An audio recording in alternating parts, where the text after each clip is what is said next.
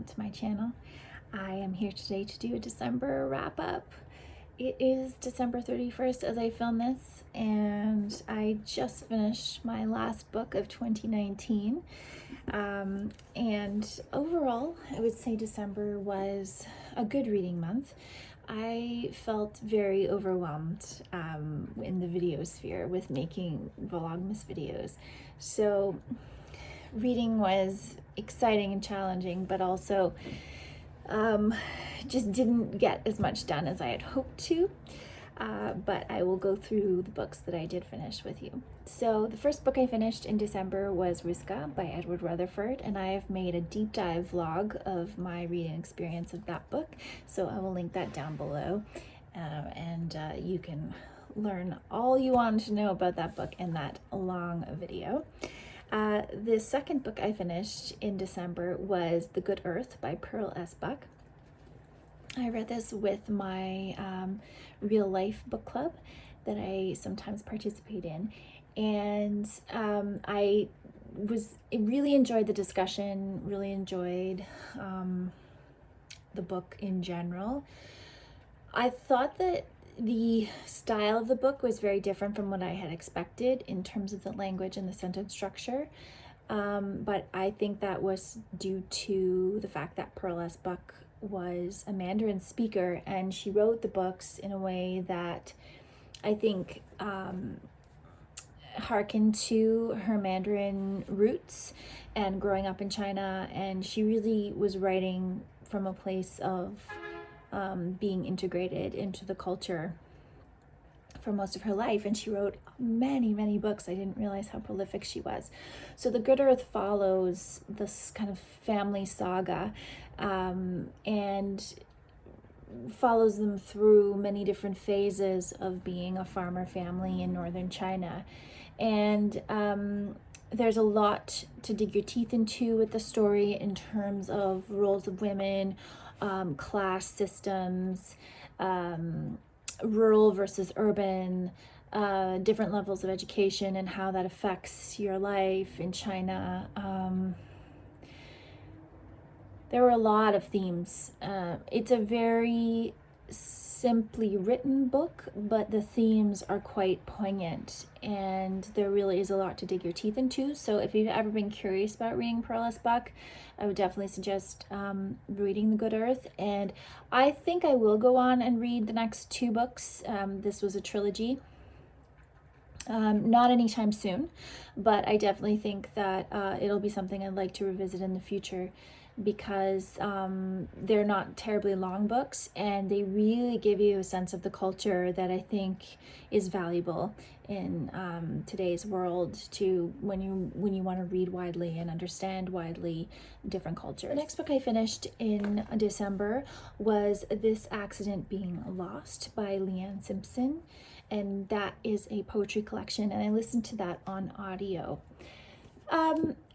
I've listened to quite a few audio books this year, and I wouldn't say this one was my favorite. It is a poetry book, so, you know, when you're listening to poetry on audio, there's a little bit lost in not being able to look at how the words fall on the page. And I liked some of the poems better than others. Some of her prose was very interesting, and the topics she raised. She is a Indigenous writer from Canada, and her perspectives were always, as most are when you're learning something about a new culture, when you're learning something about a culture that's living alongside your own in the same country, and this perspective of that. I thought it was very interesting. She's also, I think, Generation X or around the same age as me, so a lot of her cultural commentary was interesting. I did find at times that her tone was a bit too cynical for me. Not because she's not allowed to be cynical, because she is, but just because for me, I wasn't really able to fully appreciate that tone, because I found some of it to sound a bit mean. And I don't mind being cynical or being critical or being even judgmental, but to be mean is not really for me. So the poems in which she really explored her own experiences were the ones I enjoyed the most. The ones where she was doing more kind of commentary on general kind of pop culture and settler white culture around her were definitely worthy and definitely really important commentary from her perspective. But again, I just don't like things that kind of morph into a meanness and a kind of cruel judgment of people. So yeah, overall it was fine. I also read another poetry collection called This Wound is a World by Billy Ray Belcourt. This is there are some absolutely stunning poems in here. A lot of Billy's perspectives on his view of the world, his way of living in the world as an Indigenous gay man were extremely well illustrated, well conveyed. How he could feel like he was part of a community but also separate because of his being gay was really interesting. And then his perspective on love and what that means when you're coming at it from being a gay man was also very interesting. I really felt that there was a kind of manifesto feeling to a lot of the poems, which I enjoy because I really enjoy that kind of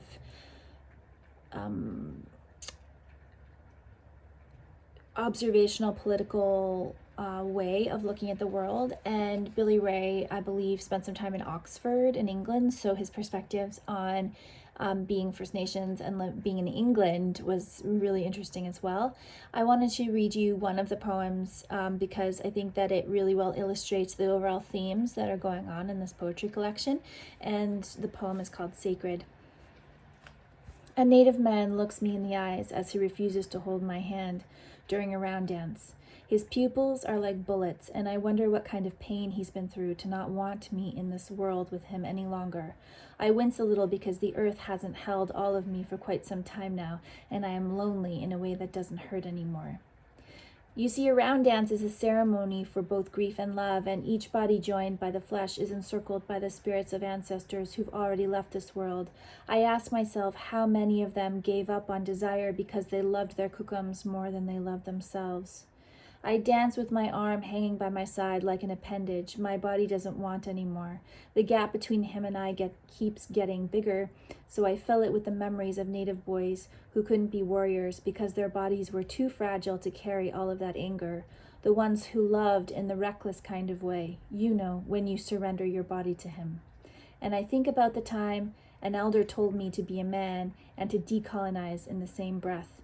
There are days when I want to wear nail polish more than I want to protest, but then I remember that I wasn't meant to live life here, and I paint my nails because 1, it looks cute, and 2, it is a protest. And even though I know I am too queer to be sacred anymore, I dance that broken circle because I am still waiting for hands that want to hold mine too. I mean, a lot of really great poems like that are really beautiful observations of being human on this planet from Billy Ray Belcourt's perspective. So I would recommend this one highly. And the final book that I have finished for 2019 is The Thorn Birds by Colleen McCullough. This is 600 pages. It's an epic story. It is epic. Family saga. Just fits the bill for that type of a story. There are so many themes in here. There's so much, so many directions I could go to talk about what this book has been about and where it's going. Or where it went, not where it's going. It's not going anywhere. I'm gonna say what you get from this story is a settler colonial perspective of a family and coming to new land. So it starts in New Zealand, then it goes to Australia, living a very specific type of life. So a pastoral, big station. So they raise like hundreds of thousands of sheep in the outback, in the like really far away from any comforting towns, and living a harsh life, living a life tied to the land in a very specific way. They are Clearys, the Cleary family, so they are Catholic, Irish Catholic descendants. Not all of them, but the main core of the family. Many children, more sons, only one daughter. Maggie is the daughter, and I would say she's the main person you follow. You start with her perspective, and her perspective really carries you through most of the book. But each section has a different person's name and a different time period, beginning in the 1915, I think, and ending in the late 1960s. It's about the dying of a certain way of life. It's about religion, very heavily about Catholicism and vows and what those mean. The overall theme, the title of the Thorn Birds, is based on the legend of a bird that knows its death is imminent, yet sings all the way to the end. There's a lot of bittersweet moments in here. There is definitely white privilege that is through the whole thing, and I would say, this was published in 1977, so it isn't PC, and a lot of the racial slurs or assumptions made in this book are glossed over because it's not about that. And so in that way, reading it in 2019, you do feel the dated perspective of it. And being a white person and coming from a settler culture, I'm probably better able to handle those glossy moments than someone else who, like a reader of color or a reader of a different religion. The First World War is not really talked about very much in here, but the Second World War is gone into quite a bit. And there's a lot of other really great things. I mean, she covers a lot in here. Different types of relationships, different types of perspectives, country versus urban, where your place is, where you know your place is, men who are dedicated to their passion, their career, their calling more than they are to the women that love them. There's a lot of themes in here, a lot. So if you want to sink your teeth in, I did think it was very well written, moved me to tears several times. I was very invested in the characters, and I think that Colleen McCullough possessed a very unique way of weaving characters together and telling a story that I definitely think I will go back to. And I would compare her stories in some ways to Rosamund Pilcher, but I would say that her nature writing is quite good. Her descriptions of the outback, her descriptions of any place she writes about, whether it's Rome, Greece, London, she just always puts in the perspective for the setting, which I really appreciate and I always admire. And she also has, some political commentary in here. And she makes it part of who the characters are. So you don't really feel like there's a specific agenda she's pushing, because she's bringing you these perspectives through the characters themselves. So you associate them with the characters and not with the writer, in my experience. And that's the Thorn Birds. So I busted this out in about 3 weeks. I think I read this. So,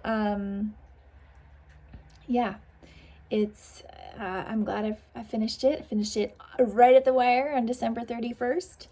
And so the other two books that I talked about in my December TBR, Breakfast with Scott by Michael Downing. I have started reading it, but I will not be finished it by the new year. And Hot Sun, Cool Shadow by Angela Merlis. I will read this in January and talk about my January TBR in another video. So yay to 2019. It is finished. I do plan to make a 2019 reading wrap-up video. I will do a January TBR video, and I will be doing a January goals, reading goals video as well in the future. Those will probably be coming in the next few weeks, and I will be back in touch with you again soon. Please leave a comment if you have any comments about any of the books I talked about, and I'm curious to hear how your December went reading wise, and I will be back again soon with another video.